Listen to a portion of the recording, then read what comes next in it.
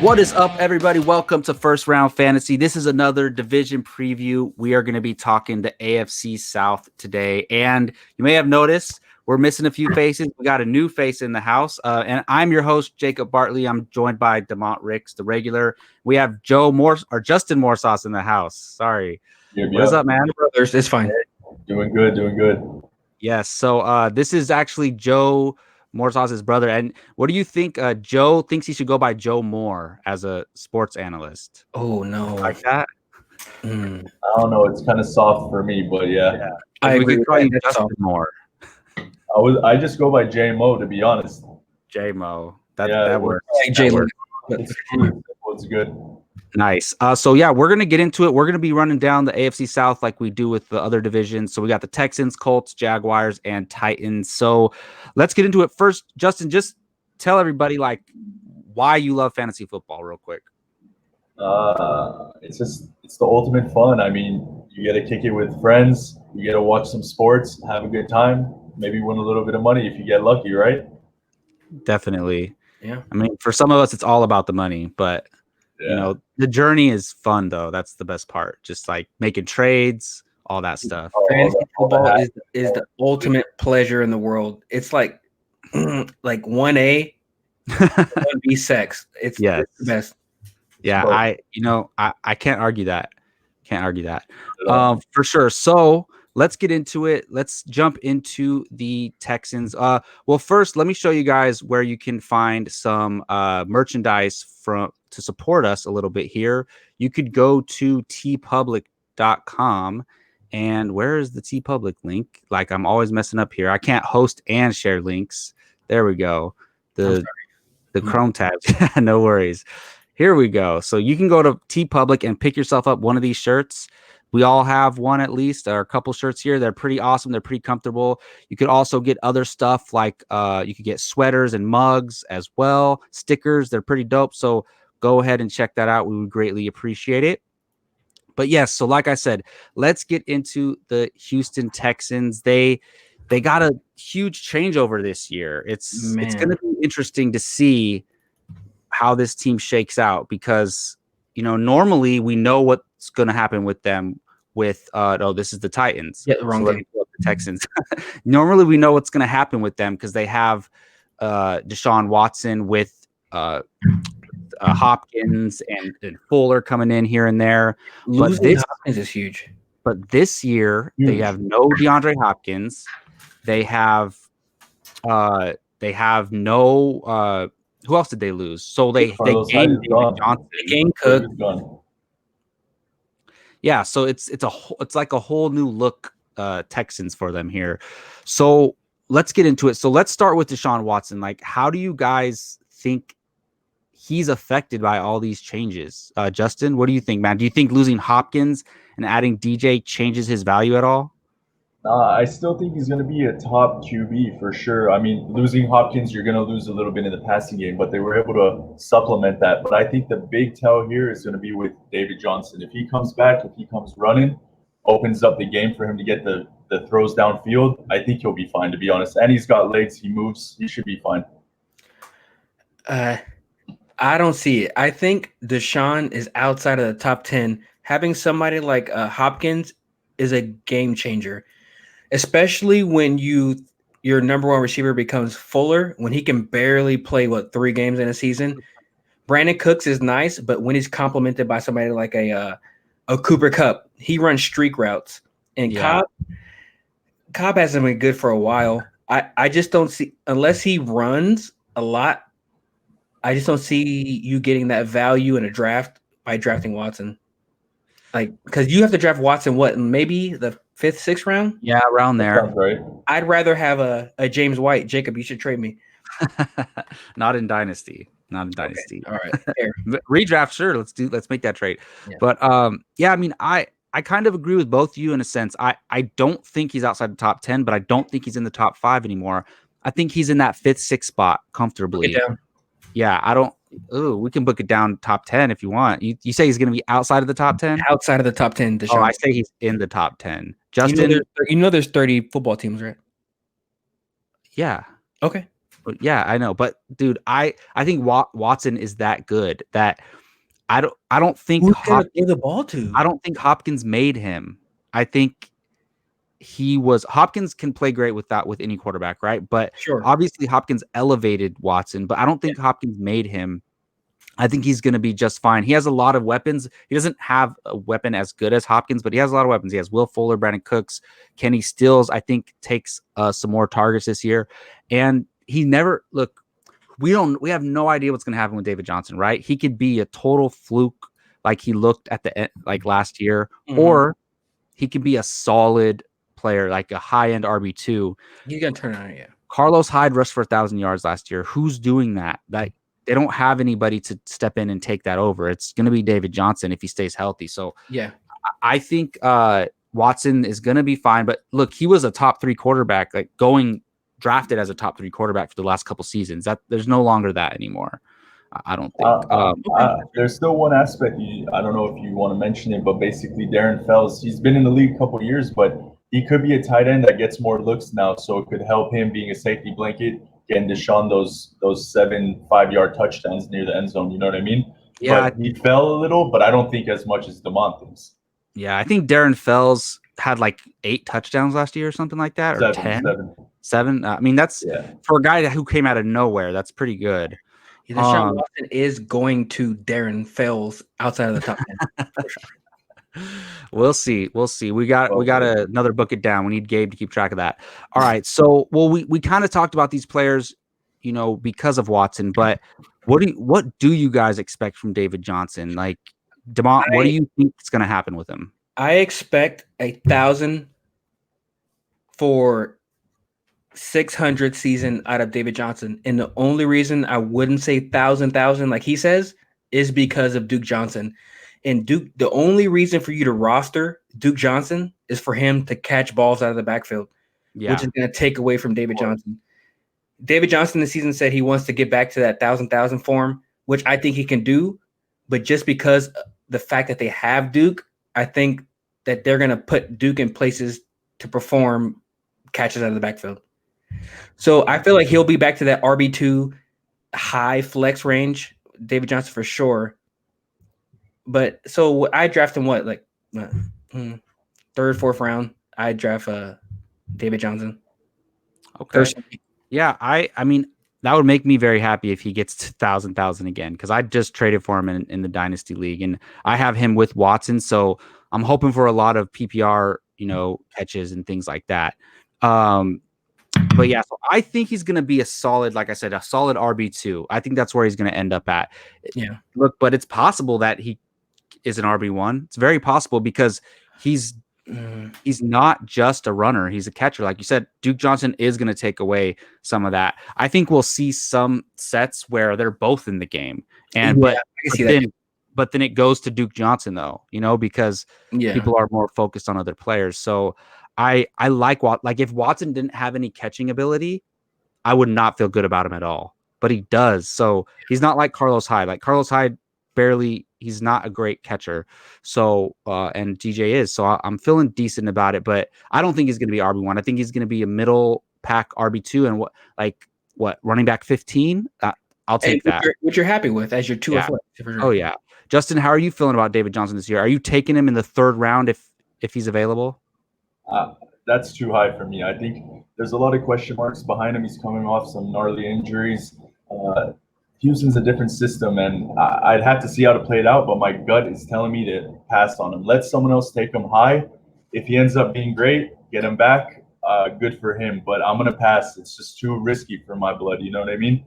He's a great pass catching back. He's a great pass catching back. But when you have Duke running the 3rd downs, it's going to take away from him. And that's where he made most of his bread and butter. It opened up the running game for him. He was a great runner, but I need to see something before I take a chance. That's where I sit on him. Yeah, I want to see something too. I agree. And that's the thing. I'm on fantasyfootballcalculator.com, and they have an ADP thing. And so they have him at round pick 3.11. So I think that's like, so they do like a 12-man league type thing. So they have him going at the end of the 3rd round. So it'll be more like the first So the beginning first in the fourth round. So Yeah. beginning of the fourth round.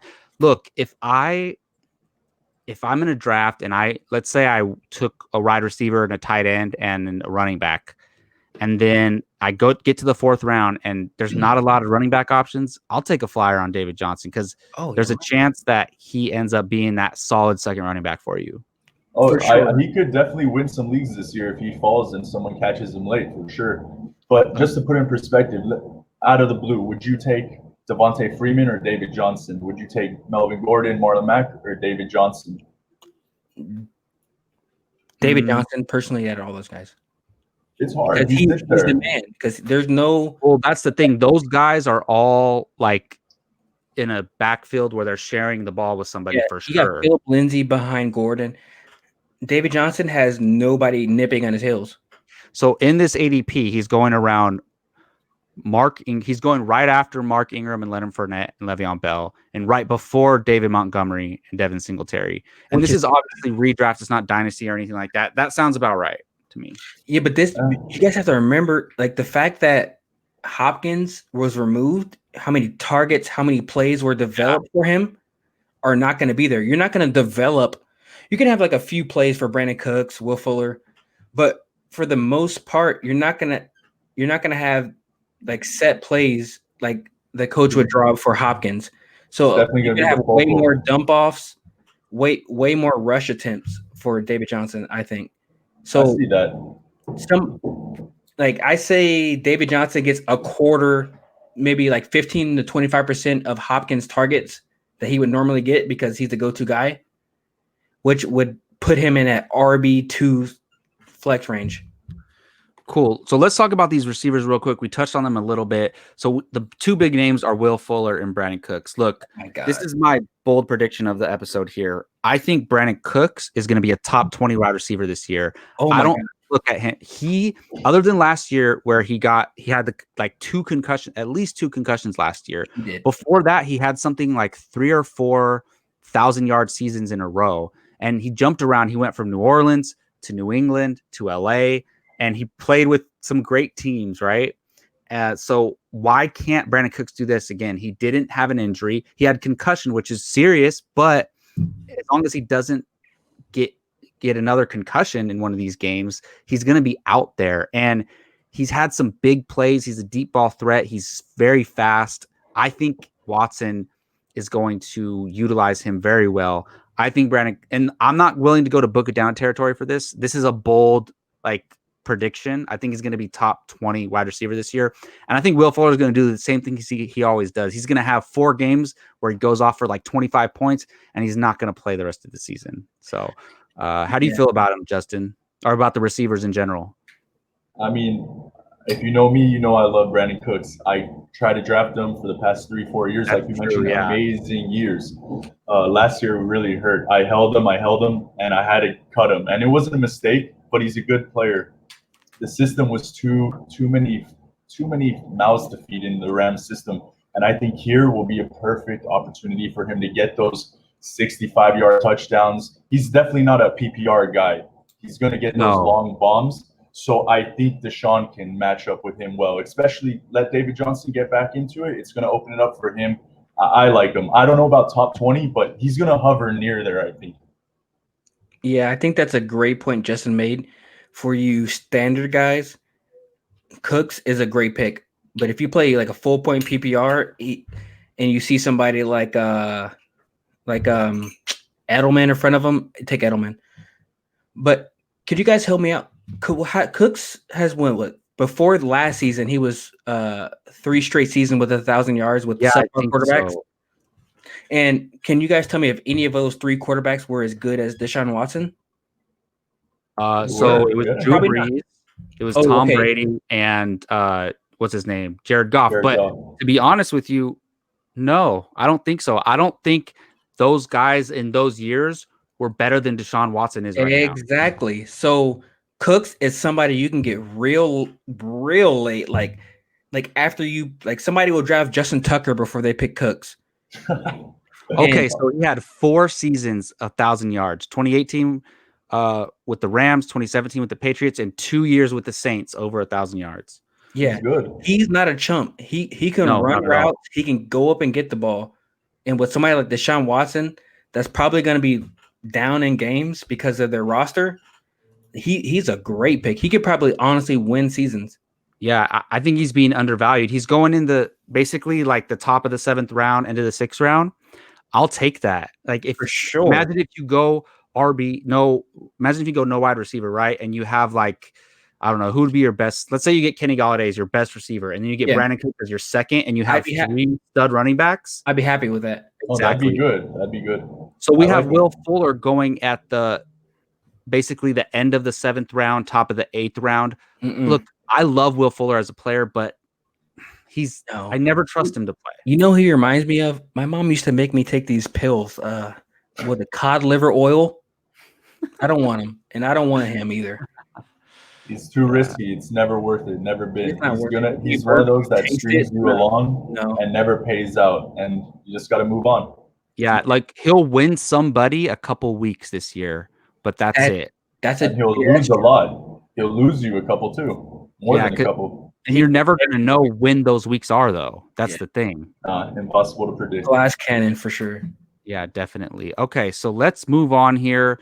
We are going to talk about the Indianapolis Colts. There's been a lot of movement this year, like more than I remember in recent years, that teams have been making trades and acquiring new players. And, the Indianapolis Colts are an interesting team because they have a really good squad, like a real football squad, a good football squad. I don't know if their team is fantasy friendly necessarily, but they definitely have a good football squad here. And so it just depends. Like they have a great offensive line.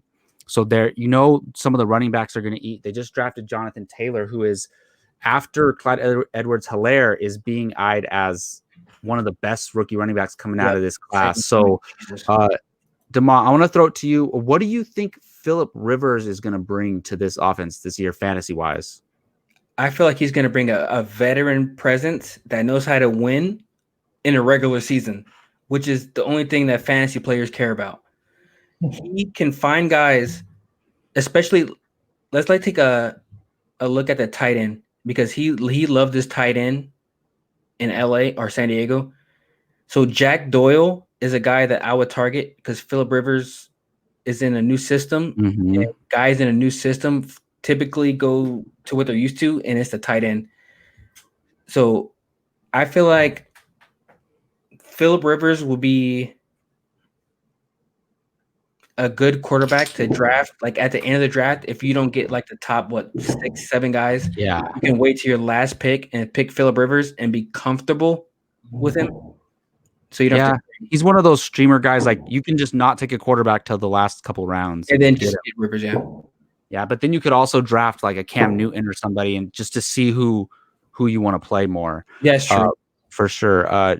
So Justin, how do you think Phillip Rivers affects T.Y. Hilton and Jack Doyle? And they have the hot rookie coming out, Michael Pittman Jr. How do you think Phillip Rivers affects the pass catchers? I'll tell you this. I had Mac, I had Hilton. I followed the Colts a good amount.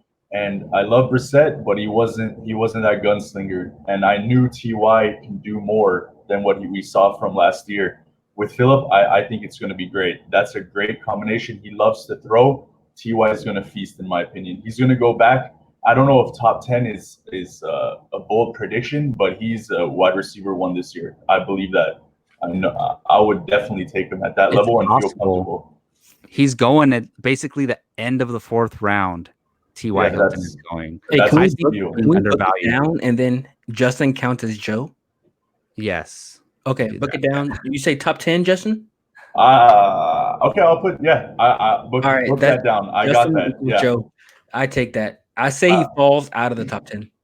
Wow. Well, I don't think he was in the top 10 since Andrew Luck left, but exactly. But I don't know if I can't. I love T.Y. Hilton, but I'm going to say out of the top 10 as well. But it's possible though. Like I always talk about like the realm of possibilities with the player, right? There's only certain possibilities for certain players. Like we know Brandon Ayuk isn't going to be a wide receiver 1, right? That's not in the possibilities. If it happens, that's not a possibility. But it's not in the realm of possibilities. For T.Y. Hilton, it is with Phillip Rivers. but also he could just be what he's been recently. But I agree with you, Justin. Phillip Rivers is going to do wonders for T.Y. Hilton. He's going to get closest to he possibly can to the Andrew Luck days. I mean, Luck was better than Rivers ever was, but it's, he's better than Jacoby Brissett. And Jacoby Brissett was just kind of getting them by. He was a game manager. Phillip Rivers is going to take them to the next level, I think. And the thing is, their offensive line is so good, they're going to give Rivers more time. And I like what I'm seeing here. Demont, do you see any other pass catchers stepping up in this offense? Well, you have Michael Pittman Jr., who I mean is probably going to operate on the Y, so he's going to be a wideout. I think Campbell's the slot. No, I wouldn't. I take the only way I take Pittman Jr. is if you're in a dynasty league. The only pass catchers I want are Hilton and Doyle. Yeah, I agree with you on Doyle. I think he is going to eat, especially in PPR. And he's going to be one of those guys who nobody drafts. And then we're going to see him in the top 10 of tight ends. Somehow. I totally. This might be a hot take, but I think Andrew Luck's years in Indianapolis will be better than anything that Phillip Rivers can reproduce. That's why I wouldn't want Hilton at a certain price. Oh, for sure. But he's going, what did I say, the end of the 6th round or something?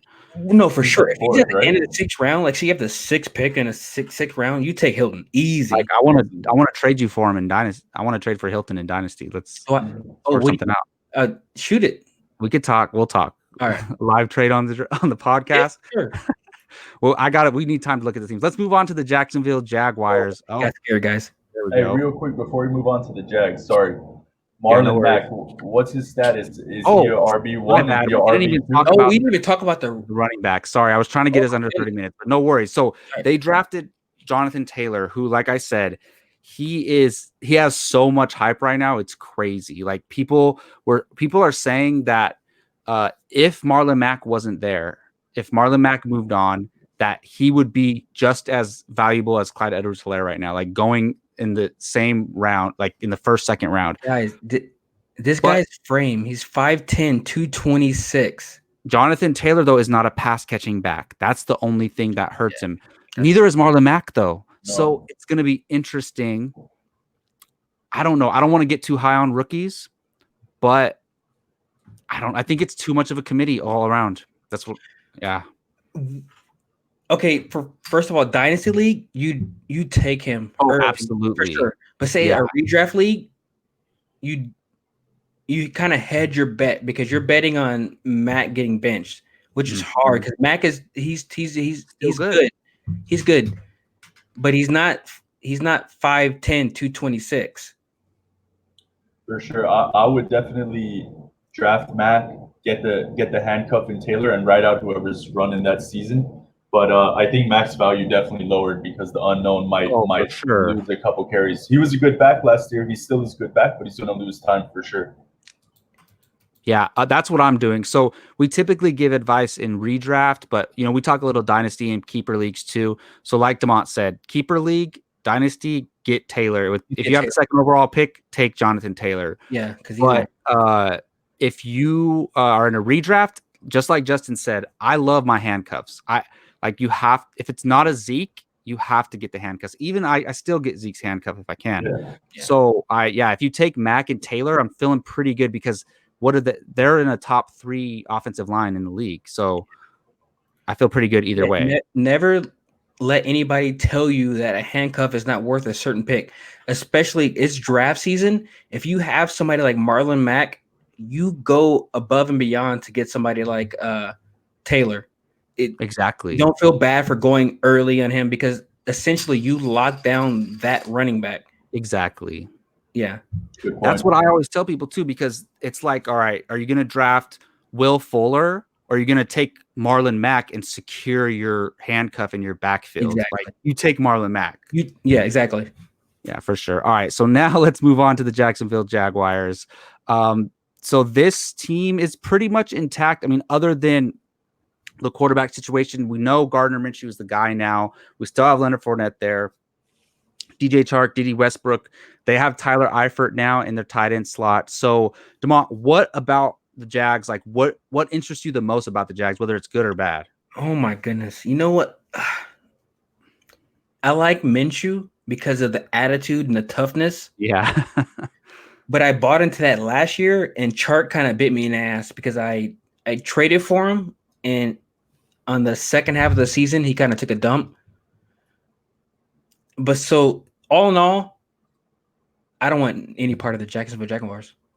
That's what a lot of people are saying. That's if you had to draft one, what if it was a requirement? Like coming out of this draft, you have to have one Jaguar on your team. Who would I it will be? draft Dede because I can get him in a 10th round. And like the end of the the 10th, 11th round. Yeah, exactly. Yeah. Justin, how are you feeling about the Jags? So same question. If you had to draft a Jag somewhere, you had to come out of your draft with a Jaguar on your team, who would it be? It's close for me. I'm higher on the Jags than Demont is for sure. I would put Shark as 1A, Fournette 1B. It depends on your needs, to be honest. I like Fournette. I think he's good. If I remember correctly, he had some hiccups last season, but he's better than what we showed. They had issues last season. That team wasn't really gelling, especially at the end of the year.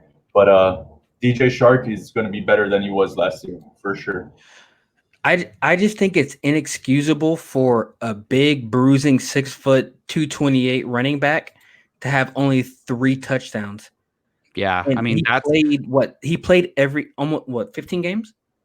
So the thing is, that's not his fault though. That's the team's fault. So I don't know what were his attempts in the red zone. If we look, I don't know if we can look at that. I don't know those numbers, but I don't have them with me. Yeah. Right. So if he had a lot of attempts, if I don't know what's normal for a running back in red zone attempts. Like, is it like, let's just say he had 20 attempts the and red he only zone had is within 20 yards. So the fact that he has 3 touchdowns true. from that that's kind of trash. Yeah. And he had 2 touchdowns in one game. Yeah, the Jags had problems. Like that just it doesn't bode well. It's like this, like his forte is like a rumbling kind of in between the tackles guy. And if he can't get touchdowns, what is he good for? Because he doesn't catch the ball. Yeah, I mean, the funny thing is though, he had 77 catches last year, but the thing with those they're all like 1 yard catches. It's true.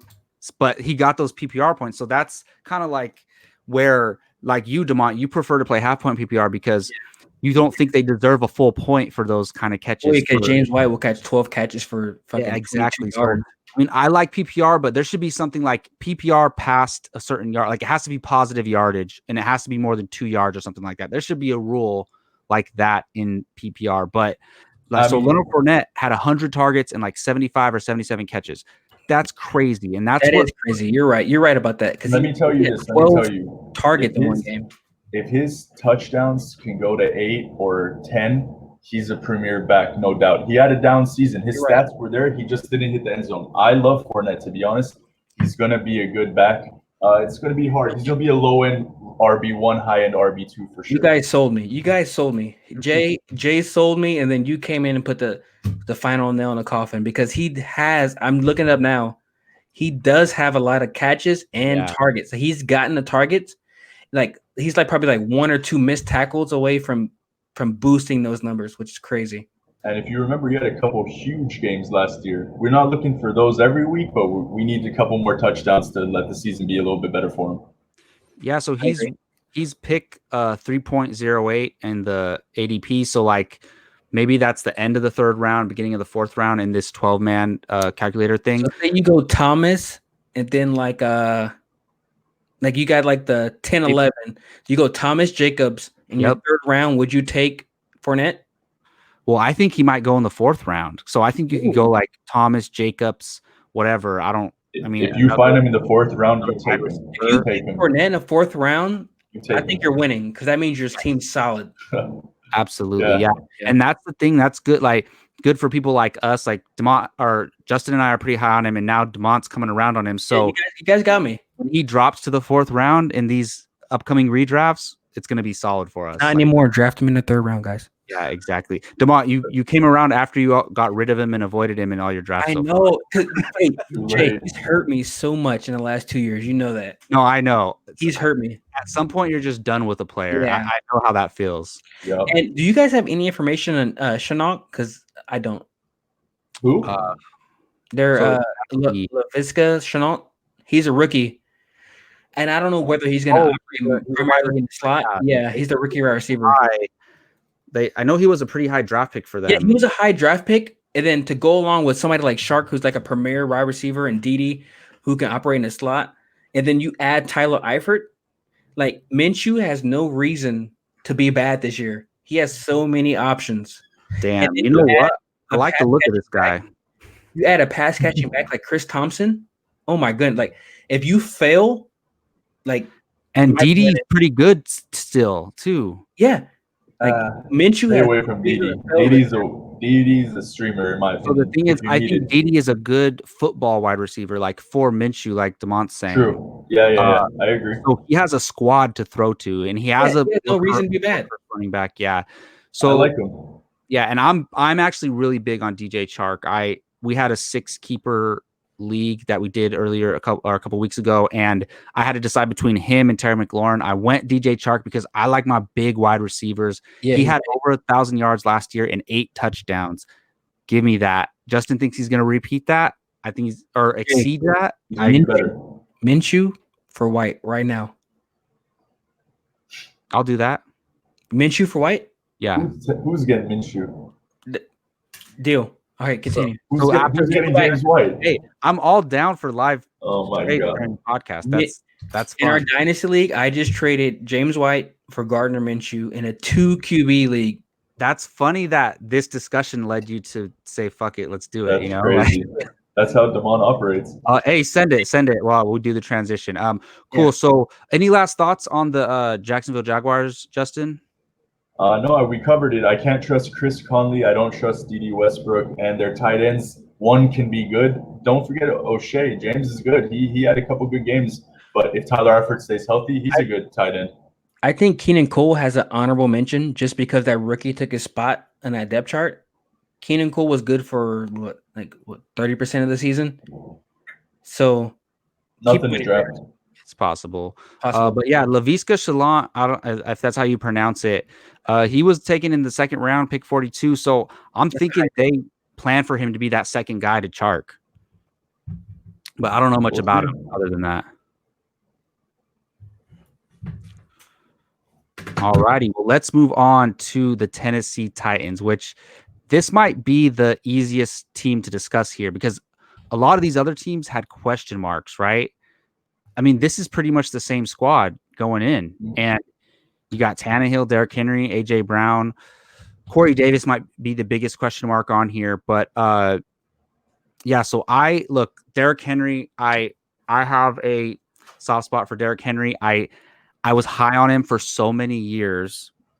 And for so many, like the last 3 years before last year, I was high on Derrick Henry. I would always draft him. I told everybody he's going to blow up. He's going to blow up. Just wait and see. And he finally does it. And now he's a top 5 fantasy back. And for me, the only thing that holds him for being the overall number 2 pick is the pass catching.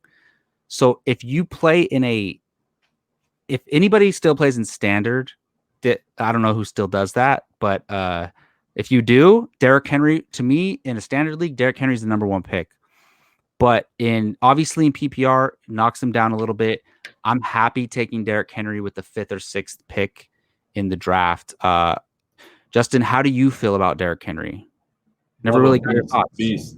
He's a sure lock. He might be a step behind the top guys, but if you start wondering about Henry or Kamara, you go Henry.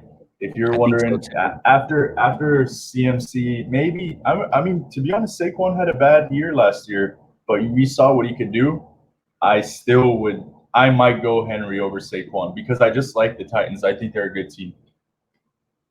Yeah, I agree with you. I mean, it's hard to pass on Barkley.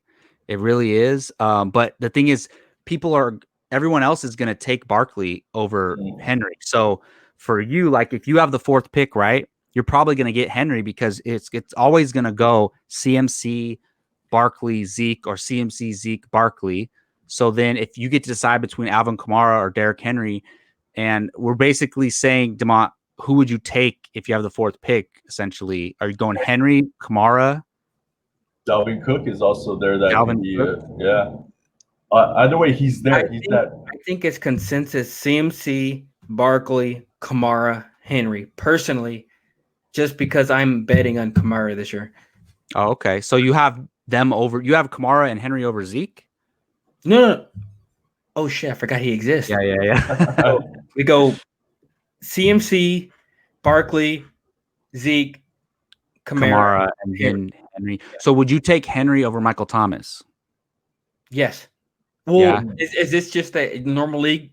Yeah. Yeah, I would. Yeah. Because Henry, like people disrespect Henry. This man lead the league in so many categories, and they just act like, oh, it didn't happen. I know. Like, that's a fluke. What did he have? 16 touchdowns? 16 touchdowns. That's insane. Like 1,400 yards, probably more. It was like 1,600 yards or something like that. I don't even act like that didn't happen. Like, he is a tank. Yes. He didn't get pass catching value is not there, but ran for 1,600 yards, 16 touchdowns, and you didn't get injured, and people are draft that man. That's a bad man. You know, the thing about Henry is he's been in the league for like 5 years, right? But he has very low mileage. Normally, a running back starts to lose it when they're 25, 26, 27. He has fresh legs. That's why he's beasting and not getting injured. Exactly. I feel really good about Henry in all formats for sure. So let's talk about these wide receivers. What were we going to say, Demont? Oh, I said nothing. Oh, okay. The wide receivers. So there's a lot of hype around AJ Brown. He was one of the best wide receivers. He was I think he was definitely in the top 10 at the second half of last year. He had a really good season. Corey Davis was the guy who he was a first round pick. He was the number 6 pick overall in real life NFL draft when he was drafted. And he's a bust. Corey Davis is a bust. I held hope for him to break out. He never did. I like AJ Brown. I got to look up what his ADP is because that depends. That's going to determine where I take him because he is. Yeah, I really like AJ Brown, but it just depends what I'm paying to get him. But how do you guys feel about the wide receivers? I like AJ Brown for sure. I feel like he's a game changer. He's a good football player, but I mean, if you take a look at his targets, he doesn't get enough. The most targets he's got in a game is 8. So basically, he had big plays. Is that he's a big play guy. So in a standard league, for sure, like if you see him 4th, 5th, 6th round, you take that man. But in a PPR, I'd wait on him because 8 targets is not a lot. Yeah, you're right. And he did have a lot of big plays. That's the thing. So his ADP is 3.11. So that's that's basically the beginning of the 4th round. That's a little too high for me. Yeah. Honestly. I like AJ Brown in the 5th, late 5th, early 6th round at the highest draft point. I agree. There's so many guys around here that I'd much rather have. Like you have him right after David Johnson, right? I'm taking David Johnson if I need a running back over him for sure. You have him right around Cooper Kupp over AJ Brown all day for me. And you have like the guys, this is where I start to question it. Okay. So right under AJ Brown, you have you have Devin Singletary, Todd Gurley, Mark Andrews under AJ Brown, Juju Smith-Schuster under AJ Brown, Allen Robinson, Stephon Diggs, T.Y. Hilton, Tyler Lockett, Robert Woods. I'm taking all of them over him probably. Yeah, guys, so, if you break down his numbers, versus the Raiders, he had 2 touchdowns, 5 catches. And then you go down to the next game, he had 2 touchdowns. He caught 3 passes the entire game versus the Falcons, and 2 of them were for touchdowns. He's a big play guy, which is not a bad thing, especially for a standard league. But for a PPR league, I would kind of wait and see. Like I'd rather have any of those running backs Jacob just mentioned over him. Yeah, Justin, how do you feel about these wide receivers, man? Do you have any opinion? Yeah, I can't disagree with both of you more on it. More than half the guys you name, I'm taking AJ Brown over. He's like you said, he's a big time player. We saw what he can do. He dominates cornerbacks. If you don't have a man to stick him, he's feasting, no doubt about it. If you're gonna ask me, would I rather have Stephon Diggs or AJ Brown? I don't need to think about that. If you're asking me, this is more where I'm at with him. Kenny Golladay or AJ Brown. Everyone's high on Golladay. I get it. I'm also that high on AJ Brown. Right now. He's gonna. You have to look at this roster. They kept the same core together on their offense. They're gonna have one more year of meshing right after they finished hot. He's gonna come out and take that next step up. That's where I sit on him. I'm higher. It's gonna be the way I look at fantasy is if you can steal those players late, you win. But if you can get that diamond in the rough early before someone snags them the round later, that's a huge step up. He's that guy for me this year. Book it down. You count as Joe, and you just said you'd rather take AJ Brown over Diggs, correct? Yeah, you can book that in if that's where you're going. 100%, I'll put that down. So basically, who has more points on a points per game basis by the end of the season? Sure. In a PPR league. Yeah, Sure, PPR league. I'll take AJ Diggs. Brown. Okay. All right, we got to remember these, Demont. I don't know. I'll remember them all. Yeah, we'll write them down. I'll try to write them down when I'm remember that goatee that this guy's rocking, and so the only last thing to discuss is Ryan Tannehill. Look, I'm not drafting Ryan Tannehill as my starting fantasy quarterback, but I think he's good enough to support this cast. He's good enough to support this cast. I don't know. I just don't like. I'll take him like we were talking about Phillip Rivers. Like I'll take him like that in that case. Okay, but I'm not drafting him. You're not going to reach for Tannehill. Oh yeah, no, not at all. What about you guys?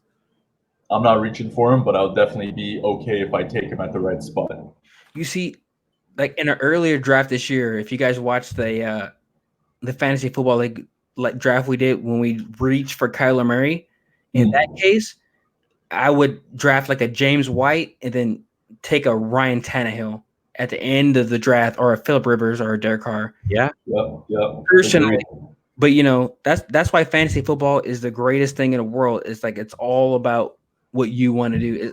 Exactly. You get to decide. Like if you get to build your team. That's why it's great.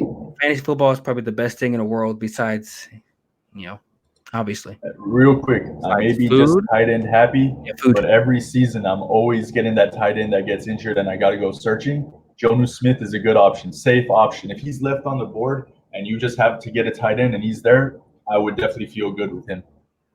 Yeah, he's one of those guys that everyone's going to pick up at least 1 week during their bye week or if their guy gets injured. I will tell you, if you guys are out there looking for a tight end, Chris Herndon is like always available. Every draft, I know. I'm sorry, but these are the fans. Hey, somebody got him in a dynasty league, in our dynasty league. I don't know who did. Oh, you lucky. Every draft, Chris Herndon is available, guys, and he is on the worst team. But guess what? Players on the worst team get targets. Target Chris Herndon. You know why I didn't draft Chris Herndon? Because I drafted Mike Gesicki, which I also feel similarly about. Same thing. Good pick. Listen to us, guys. Like we know we've played a lot. Man, we need to do a dynasty podcast. That would be pretty cool. All right, well, that's going to wrap up this episode of First Round Fantasy, our AFC South. That's going to do it for the AFC. We're done. We're moving on to the NFC. We're going to knock it out before the season starts. Thank you for joining us, Justin. We're definitely going to have you back, man. And thanks for spitting that knowledge, Demont. Appreciate it. And for Jacob Bartley, we'll see you all next time. Hey.